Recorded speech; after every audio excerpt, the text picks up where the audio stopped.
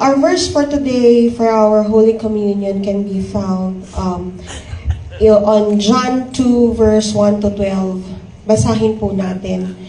Sabi po dito, the next day, there was a wedding celebration in the village of Cana in Galilee.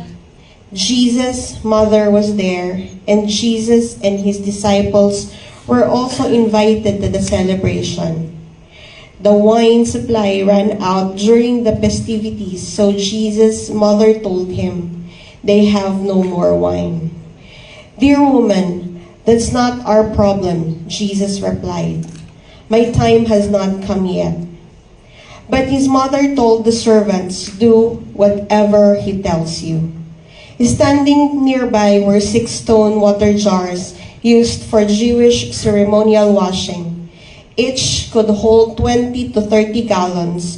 Jesus told the servants, "Fill the jars with water." When the jars had been filled, he said, "Now dip some out and take it to the master of ceremonies." So the servants followed his instruction. When the master of ceremonies tasted the water that was now wine, not knowing where it had come from, though of course the servants knew, he called the bridegroom over. "A host always serves the best wine first," he said. "Then everyone has had a lot to drink. He brings out the less expensive wine. But you have kept the best until now." This miraculous sign at Cana in Galilee was the first time Jesus revealed his glory, and his disciples believed in him. After the wedding, he went to the Capernaum for a few days with his mother, his brothers, and his disciples.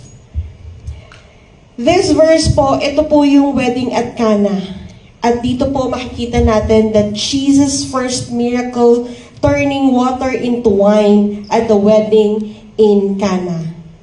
His first miracle is presented as the first sign to reveal his glory and divinity. Dito po nagsimula ang ministeryo ng Panginoon. At ito rin po ang first miracle na ginawa ng ating Panginoong Jesus.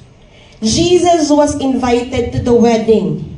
And here we can see that as we invite Jesus into our lives, in every moment of our lives, miracles do happen.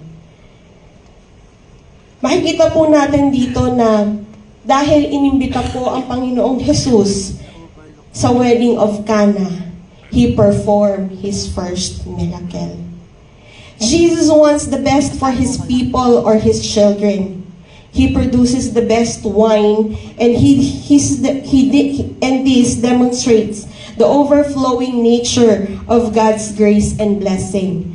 Makikita po natin dito, sinabi po ng Master of Ceremonies na normally nilalabas unang nilalabas yung best wine, and then sa last yung hindi na masyadong maganda. Pero sabi niya po dito na maintain ninyo na up to the last minute, best wine pa rin ang nailabas ninyo. Jesus cares for the people's need, and he's willing to help in every situation. So now, as we partake this communion, let us invite Jesus in every situations of our life. If you need supernatural healing, you need supernatural protection, whether you are in a situation that you need a miracle, let us invite him and let him do miraculously on our situation.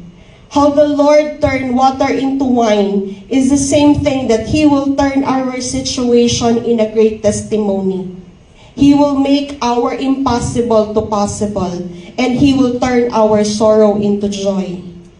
You will find your own suddenlies. Suddenly, the Lord will provide. Suddenly, you were healed. Suddenly, you were delivered. Suddenly, you were restored. And suddenly, you were received your miracle. Let us partake the bread and the wine.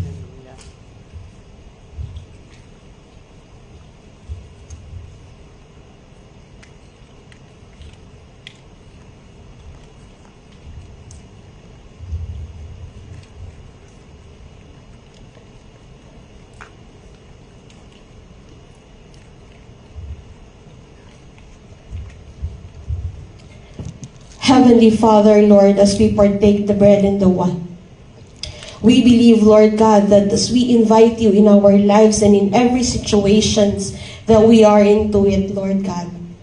Lord, we believe, O Lord, that you will bring our suddenlies, O Lord. You will bring the sudden healing, Lord God. You will bring sudden deliveries, Lord God. You will bring sudden restorations, Lord God. You will meet all our needs, Lord God. Maraming salamat po, Panginoon, sa krus ng Kalbaryo, na siyang nagsasabi that it is finished, Lord God. We thank you, dear Lord. We thank you, Heavenly Father. We thank you, Holy Spirit. In Jesus' name, amen.